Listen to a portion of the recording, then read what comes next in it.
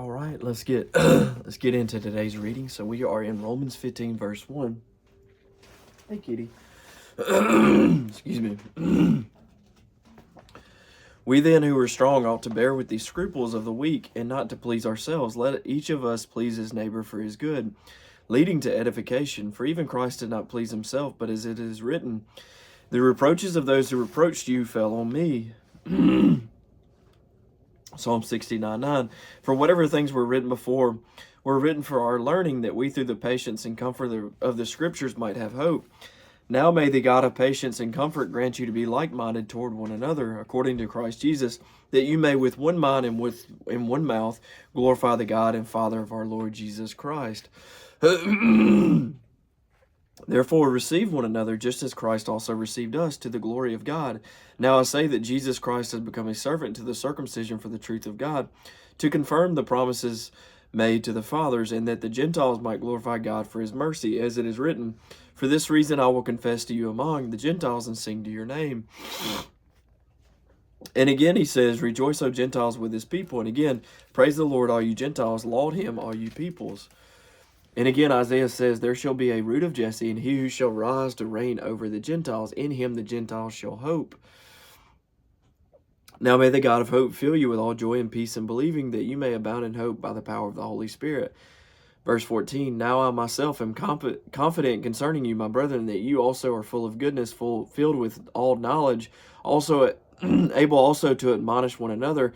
Nevertheless, brethren, I have written more boldly to you on some points, as reminding you because of the grace given to me by God, that I might be a minister of Jesus Christ to the Gentiles, ministering the gospel of God, that the offering of the Gentiles might be acceptable, sanctified by the Holy Spirit.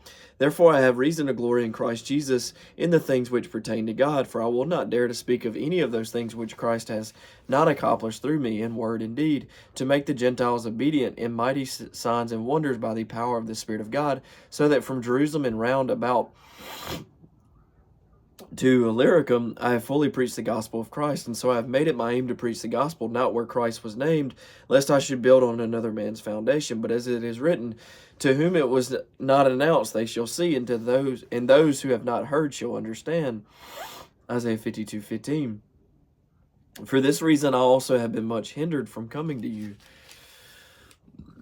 But now, no longer having a place in these parts, and having a great desire these many years to come to you, whenever I journey to Spain, I shall come to you, for I hope to see you on my journey, and to be helped on my way there by you. If first I may enjoy your company for a while. But now I am going to Jerusalem to minister to the saints, for it pleased those from Macedonia and Achaia to make a certain contribution for the poor among the saints who are in Jerusalem.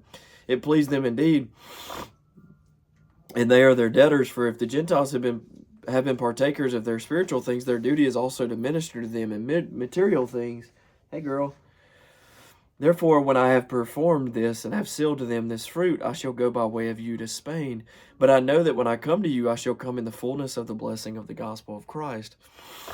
Now I beg you, brethren, through the Lord Jesus Christ and through the love of the Spirit, that you strive together with me in prayers to God for me, that I may be delivered from those in Judea who do not believe, and that my service for Jerusalem may be acceptable to the saints, that I may come to you with joy by the will of God, and be refreshed together with you. Now the God of peace be with you all. Amen. Romans 16:1.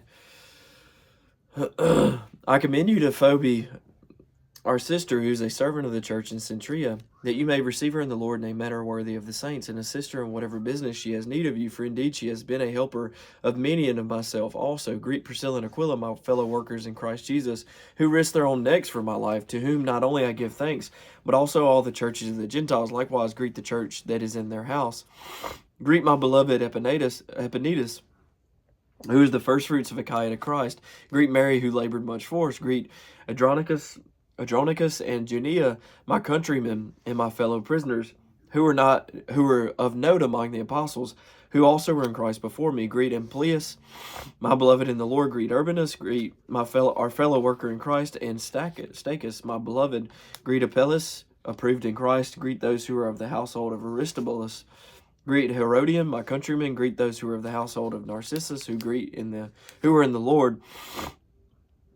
Greet Tryphena and Tryphosa, who have labored in the Lord. Greet the beloved Persis, who labored much in the Lord. Greet Rufus, chosen in the Lord, and his brother and mine.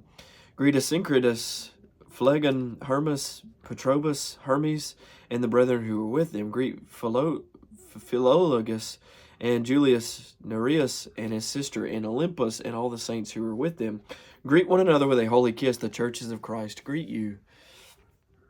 Now I urge you, brethren, note those who cause divisions and offenses contrary to the doctrine which you learned, and avoid them, for those who are such do not serve our Lord Jesus Christ, but their own belly, and by smooth words and flattering speech deceive the hearts of the simple. For your obedience has become known to all, therefore I am glad on your behalf, but I want you to be wise in what is good, and simple concerning evil, and the God of peace will crush Satan under your feet shortly. The grace of our Lord Jesus Christ be with you. Amen. Timothy, my fellow worker, and Lucius, Jason, and Sosipater, my countrymen, greet you. I, Tertius, who wrote this epistle, greet you in the Lord. Gaius, my host, and the host of the whole church, greet you. Erastus, the treasurer of the city, greet you. And Quartus, a brother, the grace of our Lord Jesus Christ be with you all. Amen. Now to him who is able to establish you according to my gospel and the preaching of Jesus Christ, according to the revelation of the mystery kept secret since the world began, but now made manifest, and by the prophetic scriptures made known to all nations, according to the commandment of the everlasting God. For obedience to the faith, to God alone wise be glory through Jesus Christ forever. Amen. All right, now we are in 2 Corinthians 1. This is believed to be in AD 54. So Paul wrote 2 Corinthians from Macedonia. Sometime after sending 1 Corinthians from Ephesus, Paul wrote 2 Corinthians in response to news Titus brought him of the church in Corinth, and to further his collection for the poor in Jerusalem.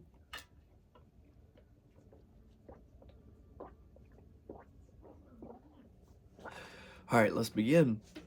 And we'll just be reading through the first chapter and then a few verses into the chapter 2. Paul, an apostle of Jesus Christ by the will of God, and Timothy, our brother, to the church of God which is at Corinth, with all the saints who are in all Achaia. Grace to you and peace from our God, our Father, and the Lord Jesus Christ. Blessed be the God and Father of our Lord Jesus Christ, the Father of mercies and God of all comfort, who comforts us in all our tribulation, that we may be able to comfort those who are in trouble, any trouble, with the comfort with which we ourselves are comforted by God. For as the sufferings of Christ abound in us, so our consolation also abounds through Christ. Now, if we are afflicted, it is for your consolation and salvation, which is effective for enduring the same sufferings which we also suffer. Or if we are comforted, it is for your consolation and salvation, and our hope for you is steadfast, because we know that as you are partakers of the sufferings, so also you will partake of the consolation. For we do not want you to be ignorant, brethren, of our trouble which came to us in Asia, that we were burdened beyond measure above strength, so that we despaired even of life. Yes, we had the sentence of death in ourselves, that we should not trust in ourselves, but in God who raises the dead, who delivered us from so great a death, and does deliver us, in whom we trust that he will still deliver us. You also helping together in prayer for us, that thanks may be given by many persons on our behalf for the gift granted to us through many. Sorry. For our boasting is this, the testimony of our conscience, that we conducted ourselves in the world in simplicity and godly sincerity, not with fleshly wisdom, but by the grace of God, and more abundantly toward you. For we are not writing any other things to you than what we read or understand. Any other things to you than what you read or understand. Now I trust you will understand even to the end, as you have understood us in part, that we are your boast, as you also are ours in the day of the Lord Jesus. And in this confidence I intended to come to you before, that you might have a second benefit to pass by way of you to Macedonia, to come again from Macedonia to you, and be helped by you on my way to Judea. Therefore, when I was planning this, did I do it lightly? Or the things I plan, do I plan according to the flesh, that with me there should be yes, yes, and no, no? But as God is faithful, our word to you was not yes and no. For the Son of God, Jesus Christ, who was preached among you by us, by me, Silvanus, and Timothy, was not yes and no, but in him was yes. For all the promises of God in him are yes, and in him amen, to the glory of God through us. Now he who establishes us with you in Christ and has anointed us is God, who also has sealed us and given us the Spirit in our hearts as a guarantee. Moreover, I call God as witness against my soul, that to spare you I came no more to Corinth. Not that we have dominion over your faith, but are fellow workers for your joy, for by faith you stand. Chapter 2, verse 1 now. But I determined this within myself, that I would not come again to you in sorrow. For if I make you sorrowful, then who is he who makes me glad, but the one who is made sorrowful by me? And I wrote this very thing to you, lest when I came, I should have sorrow over those from whom I ought to have joy, having confidence in you all that my joy is the joy of you all. For out of much affliction and anguish of heart I wrote to you with many tears, not that you should be grieved, but that you might know the love which I have so abundantly for you. Amen. All right, God bless. Sorry it's cold. I need to get inside, especially with the throat and all that. But yeah, love y'all. God bless. Go in peace. Hope you have a great rest of your great week, great weekend. I hope you had a great Thanksgiving, and happy holidays to you. God bless.